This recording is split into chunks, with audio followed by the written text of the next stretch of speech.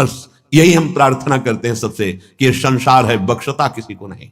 अगर त्रुटि हो गई, ना भी त्रुटि हो तो जाल में फंसा करके नीचा दिखाने के लिए त्रुटि साबित कर दी जाती है। ये माया है, इसलिए किसी को अपना मित्र नहीं और किसी को अपना शत्रु नहीं। एकमात्र मित्र प्रभु श्री हरि और शत्रु एकमात्र मेरा दुर्वासना से भरा हुआ मन। इससे बड़ा कोई दुश्मन नहीं। हम सदैव मन पर शत्रुवत व्यवहार रखें, ये दुष्ट कभी भी फंसा सकता है। और मेरा सच्चा मित्र एकमात्र हरि, इससे बड़ा कोई मित्र नहीं। तुम्हारे हृदय में ये जो मोह जाल माया ने फैलाकर तुम्हें बांध लिया कि ये अपने, ये पराये, ये मैं कर सकता हूं, ये मैं करूंगा, ये मैंने किया, ये तुम्हें अज्ञान अविद्या का जाल बांध चुका है। तुम इससे सहसा काट नहीं सकते हो। सीधा वृंदावन आओ और भगवत प्रेमी महात्माओं का संग करो तो तुम्हारे हृदय का ये मोह जाल नष्ट हो जाएगा। बिनु सत्संग विवेक न होई, राम कृपा बिनु सुलभ न सोई। होए विवेक तो मोह भ्रम भागा। सत्संग से विवेक और विवेक से मोह जाल का नाश। मान लो, गुरु के वचनों पर अटल विश्वास कर लो, सब बात बन जाएगी। तर्क वितर्क की जरूरत नहीं है। यह भाव का विषय है, विश्वास का विषय है, प्रबल श्रद्धा का विषय है। अगर मान लो तो निहाल हो जाओगे। खुद देख लेना, जैसे किसी से कोई गलती हो गई तो जीवन भर इस बात को देखते हैं कि ये वही है जिसने वो गलती की थी। नहीं, कल गलती हुई थी, आज आराध्य देव की कृपा हो गई तो जीवन मुक्त हो जाएगा वो। इसीलिए कभी किसी की गलती को देखकर सदैव उसे दोषी नहीं मानना चाहिए। क्यों? क्योंकि ये फिसलन का मार्ग है, किसी से भी फिसलन हो सकती है। इसका मतलब वो गिरा ही पड़ा रहेगा, ऐसा नहीं। गुरु कृपा पात्र, हरि कृपा पात्र ऐसे नहीं होते। अगर किसी साधक से गलती हो गई तो जीवन भर उस गलती को याद करके उसके चेहरे पर देखता है, ये वही है जिसने गलती की थी। नहीं, ये वो नहीं है जिसने गलती की थी। जो गलती की थी वो एक वृत्ति थी और ईश्वर ने, आराध्य देव ने उसे ऐसी स्थिति प्रदान कर दी। अपिचेत सुदुराचारो, भगवान के शब्द जरा गौर से सुनिए। कह रहे हैं अपिचेत सुदुराचारो भजते माम अनन्य भाग साधुरेव सम्मंतव्य। मानो ये साधु है। साधु को कभी कहा नहीं जाता कि इसे मानो साधु है। वो साधु नहीं था, उसने दुराचार किया सांगोपांग। अब उसने मेरी शरण ले ली, मैं बनाऊंगा साधु। अब उसे साधु मानो, मेरी आज्ञा है। साधुरेव सम्मंतव्य सम्यक व्यवसिता ऐसा, क्योंकि उसने निश्चय कर लिया कि भगवान के सिवा मेरा कोई साथ देने वाला नहीं, मेरा कोई उद्धार करने वाला नहीं। उसको मैं साधु बनाऊंगा। और बना दिया, बड़े बड़े हिंसकों को ब्रह्म ऋषि बना दिया। इसीलिए कभी किसी उपासक पर अगर कहीं कोई त्रुटि हो जाती है तो जीवन भर के लिए लांछन शब्द ना देखे। नहीं, पता नहीं हरि कब कृपा कर दे और उसको एक विषय से एक महान योगी बना दे का पक्का। तो बोले फिर वो बाल है खिलाड़ी के हाथ का, वो गिरा नहीं है, वो नीचे पटका गया है, तो गिरना ही तो हुआ ना। बोले नहीं नहीं नहीं, जब खिलाड़ी अपने हाथ का गेंद नीचे मारता है तो नीचे फेंकने के लिए नहीं, लक्ष्य चूमने के लिए नीचे ऐसे पटका मारा कि वो अपने लक्ष्य पे पहुंच गया। एकदम हृदय शीतल हो गया। तो लगा कि बिना संत समागम के समाधान हो ही नहीं सकता। कौन? ये एक साधारण उदाहरण और असाधारण प्रसन्नता प्राप्त हुई, हृदय प्रफुल्लित हो गया। तो हमारी अटल विश्वास स्थिति गुरु के वचनों पर होनी चाहिए। प्रभु देखा है, जब आपने स्वीकार नहीं किया था ना तो देखा है।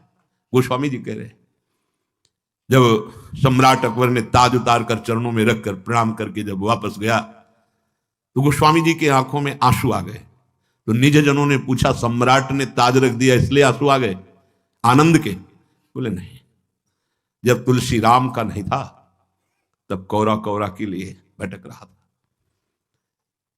जिस दरवाजे पे खड़ा होता तो ये अभागी है ऐसा कहकर हटा दिया जाता। स्वयं भगवान शंकर की प्रिया अन्नपूर्णा करके तुलसीदास जी को भोजन देती थी। बोले आज राम का हूं तो बादशाह उतार कर ताज रखता है। जब राम का नहीं था तो एक टुकड़े टुकड़े के लिए दरवाजे पे भटकता, लोग अभागी कह करके भगा देते थे। सत्य बात है, कोई अपना नहीं है। आप लोगों की स्वार्थ की परस्पर पूर्ति हो रही, इसलिए आपको लग रहा है कि मेरा भाई, मेरा मित्र, मेरे मेरे अमुक अमुक अमुक। और जीवन में देखा गया, जब किसी के स्वार्थ लायक नहीं तो किसी ने नहीं कहा कि तू मेरा, किसी ने नहीं कहा। आश्चर्य होगा आपको, किसी ने नहीं कहा। और जब हरिप्रिया ने कह दिया कि मेरा, तो पूरा विश्व कह रहा है कि मेरा। अब केवल प्रभु, प्रभु ये सब भिखारी हैं, स्वार्थ के भिखारी। कौन मेरे को साथ देगा? कौन? सच्ची बड़ी कृपा होती है जब प्रतिकूलता मिलती है। तब जैसे नेत्रों में पर्दा पड़ जाए तो कुछ दिखाई नहीं देता, पर ऑपरेशन हो जाए तो ठीक दिखाई देता है। ये प्रतिकूलता एक महामहिम ऑपरेशन है। आंख खोल के देखा गया कोई नहीं। परिस्थितियों को नकारात्मक भाव से ना देखा जाए, वो प्रकाश पैदा करने के लिए प्रतिकूलता होती है। ना कोई मित्र है और ना कोई शत्रु है, बस एक भगवान का आश्रय है। ये वो प्रतिकूलता भगवान इसलिए देते हैं कि अंतर में केवल उनका अधिकार रह जाए, दूसरे का नहीं। ये मेरा स्वामी बुलवा रहा है, क्योंकि पहले बुलवाया अनन्य आश्रय के लिए और अब बुलवा रहा है कि देख मेरा दुलार, मैं कहीं भी बैठकर तुझे ऐसे शिखर पर चढ़ा सकता हूं जहां सब वंदना करते हैं। मूकम करोति वाचालम पंगुम लंघयते गिरिम। कभी किसी पर दोषारोपण करके प्रतिकूलता को प्रतिकूलता मत मानना। वो प्रतिकूलता केवल शिखर पर चढ़ाने के लिए होती, ऐसी ऊंचाई पर चढ़ा दी जाती कि आश्चर्य होता है कि कल ये रज हम पैरों से दबा रखे थे, आज ये मुकुट पे कैसे बैठ गई? वो वायु का संयोग, अनुग्रह का संयोग। इसलिए मनुष्य की तो बात क्या, किसी का भी सहारा नहीं लेना अपने आराध्य देव के सिवा। कदम कदम पर यही तो अनुभव का जीवन तब होता है जब किसी का सहारा नहीं होता। हम चाहे भी सहारा लेना तो कोई बनता नहीं है सहारा, कोई नहीं बनता। उसका कौन सहारा बनता है? जिसका संसार में किसी भी गुण से संबंध नहीं है, कौन सहारा बन? कोई नहीं। सच्ची मानिए, बड़ा भ्रम है कि हमारा कोई मित्र है और या हमारा कोई सहयोगी है। इस भ्रम को मिटा दीजिए। सच्चा मित्र केवल एक मात्र आराध्य देव है। ये समझ में आ गया तो छाती फूल जाएगी, और चौड़ी छाती करके विश्व में सीम की चाप सके को तासु, बड़ रखवार रमापति जासु। ये हम कृपा की बात कह रहे हैं। कभी किसी को नीचा मत समझना। वो मालिक का एक दिया हुआ पार्ट है, वो उस समय की लीला है केवल। वो कुछ क्षण उसके अभिमान को रौंदने के लिए, वो दैन्यता प्रदान करने के लिए लीला है। इसके बाद ऐसा उठेगा कि कोई छू नहीं सकता। बिल्कुल हृदय में जब प्रतिकूलता बाहर से मिले तो प्रसन्न होना कि अब ऊंचाई पर चढ़ने की सीढ़ी मिल गई और ऐसी ऊंचाई पर चढ़ाया जाएगा। सच्ची आपसे कहते हैं, भगवान के सिवा अगर किसी का सहारा मन में है तो धोखा ही मिलेगा। और जिसे केवल एकमात्र इष्ट का सहारा, उसे बाहर से कोई पहचान नहीं सकता। और वो एक क्षण में इतनी ऊंचाई दे सकते हैं कि जो करोड़ों जन्मों की साधना से नहीं मिल सकती। सच्ची मानना जो आश्चर्य होता है, ऐसा कैसे हो सकता है? वो कर तुम है, वो अकर तुम है, वो अन्यथा कर तुम है, वो सर्व समर्थ ईश्वर है और ये उसका दास है। दास की उदासी को देखकर हंसना मत, क्योंकि वो उस महान का सेवक है कि जिस दिन नजर घूम गई उस दिन सबकी नजरें वहीं लग जाएंगी जिसको उदासीन भाव से देखा जाता था। हरि प्रताप बल गिनत न काहू, निडर भय सब चेरे। जो वास्तविक भगवत दासत्व की ठसक में आ गए वो निडर हो जाते हैं, उनको काल का भी डर नहीं होता। इसलिए सब तजी तू शरणागति आए, दृढ़ करि चरण गहेरे। शूरदास प्रभु तुम्हारे मिले ते, पाए सुख जू घनेरे। हे प्रभु, आपने मुझे अपना शरणागत बना लिया, अब तो मैं दृढ़ता पूर्वक आपके चरणों को ही पकड़ लिया। सूरदास जी कहते हैं कि हे प्रभु, तुम्हारे मिलने से जो मुझे सुख मिला, मिलने का मतलब आपके चरणों का आश्रय लिया, आपका नाम का आश्रय लिया। बोले ये घनेरा सुख है, घनीभूत, जिसमें दुख का प्रवेश ही नहीं हो सकता। आप बाहरी दुखों को लेकर परेशान रहते हैं, उसने ये कह दिया, उसने ये कह दिया, शरीर रोग से ग्रसित है और व्यवस्थाएं ठीक नहीं, ये सब बाहरी बात है। एक बार तो परीक्षा दे दे और पास हो जा। हर परिस्थिति में प्रभु के प्रियाजू के चरण ना भूले, फिर आप परिणाम देख लेना। पाए सुख जो घनेरे, ऐसा घनीभूत सच्चिदानंद सुख इह परलोक, पीछे के पद में था। और महाप्रभु हरिवंश चंद्र जी ने कहा है कि इस लोक में भी परलोक में परम सुख का निश्चित विश्वास करो। इसलिए श्रीपाद कह रहे हैं, ये जो अलमी वितर्क जाल है, अब ये तर्क वितर्क का जाल छोड़ो। मोह जाल के काटने के लिए भगवत कृपा से सत्संग मिलेगा, उससे विवेक मिलेगा, विवेक से मोह का नाश करो। और उड्डी एवं विहंगा पत वृंदा काननम रुचिरम, वृंदावन में आ जाओ, जितने घंटे वास करो, बहुत महान है। जो सप्तपुरियों में आजीवन वास करने से प्राप्त होता है वो यहां 24 घंटे वास करने से प्राप्त हो जाएगा। ये श्रीपाद ने कहा, एक बार यहां के पुष्प को सूंघ ले प्रसादी, एक बार बिहारी जी से नेत्र मिला ले राधा वल्लभ लाल से, और एक बार इस भूमि में मस्तक रख दे, वो कभी नरक नहीं जाएगा। श्रीपाद कह रहे हैं और ये बड़े बड़े महानुभाव कह रहे हैं।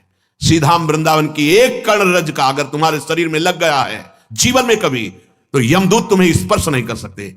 ये ब्रजरज, ये वृंदावन रज है, इसकी महिमा कहीं भी रज की महिमा आप नहीं सुनेंगे, लेकिन ये ब्रज रज की महिमा संपूर्ण शास्त्रों में जय घोष को प्राप्त हो रही। फिर वृंदावन रज, ये तो महारानी जी के चरण चिन्हों से युक्त भूमि है। एक से एक प्रेमी महाभागवतों के आंसुओं से भीगी हुई ये भूमि है, ये प्रेम भूमि है, जहां प्रवेश करते ही उद्धव का ज्ञान धूल धूसरित हो गया। जो बृहस्पति के समान ज्ञानी, क्योंकि गुरु अपने शिष्य को समान ज्ञान प्रदान करता है, बृहस्पति जी के शिष्य श्री कृष्ण के मित्र यहां आते ही उनका ज्ञान धूसरित हो गया और प्रेम पिपासु बन गए। दूसरा, महानुभावम सेवते, महापुरुषों का संग माया से तरने के लिए अमोघ बात है। जिसका अंतिम जन्म होता है उसे संत समागम प्रभु प्रदान करते हैं।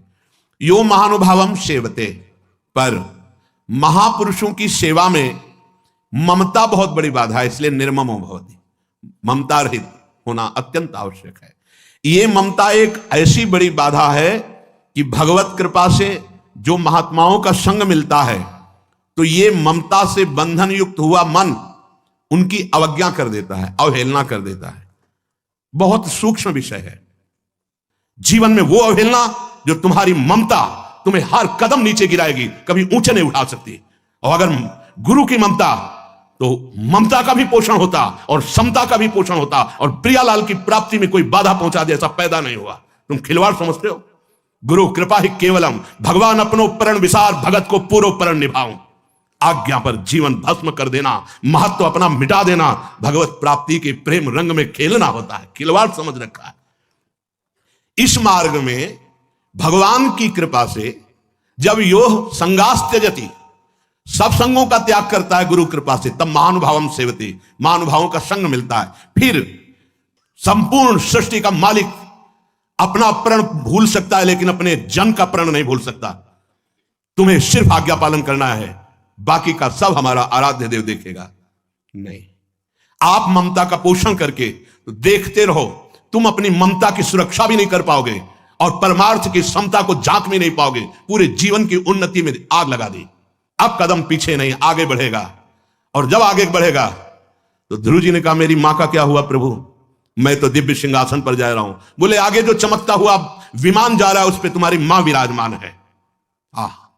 पुत्रवती जुवती जग सोई, कुल धन्य हो जाता है। धन्य से जननी, धन्य सुतात, समझ में नहीं आता। ये ममता, ये मेरा शरीर, इसका अधिकारी मैं हूं, ये मेरी मां, ये मेरा परिवार, ये मेरा घर, मेरे पास पैसा, अब मुझे किसकी जरूरत है? एक छोटे से सीमित ममता के कुएं में गिर गए। असीम ममता प्रियालाल के चरणों में समर्पित करके। पीछे प्रसंग चल रहा था, कस्तरती कस्तरती मायाम, माया से कौन तरता है, कौन तरता है? तो उत्तर हुआ, यो संगास त्यजति, यो महानुभावों सेवते निर्ममो भवति। दो की व्याख्या हुई थी। संगास त्यजति, विषय संग, भोगी पुरुषों का संग, जिनके संग से हमारी मति व्यसन में फंस जाए, गंदे आचरण में फंस जाए, गंदी बातों में फंस जाए, ऐसे लोगों का संग नहीं।